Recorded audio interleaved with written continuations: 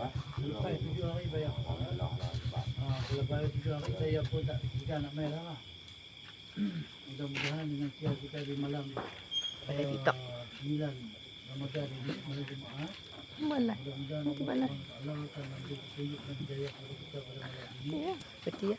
Iaitu untuk memanggil kembali Masih ada. Kita kena connect. Jadi saya nak beritahu sikit apa cara saya buatnya.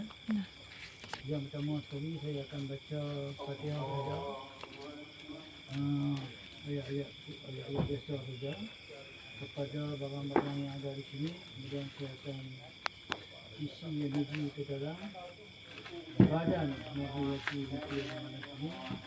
Mudah-mudahan apa yang ada di dalam badannya kita cuba bersihkan. Kalau katanya ada makhluk halus yang menguasai badannya sehingga dia lupa nak balik, kita cuba tengok lah. Mudah-mudahan boleh akan terah dengannya. Jadi ada saudara mara nak bertanya apa-apa kan sebelum kita nak mulakan. Tak, ayah nak tanya. Boleh ada apa-apa nak tanya dengan saya? Tak ada masalah. Boleh Tanya. tanya saja. Tak kenapa. Tanya apa? Tanya apa? Nak tanya apa tu? Tidak ada.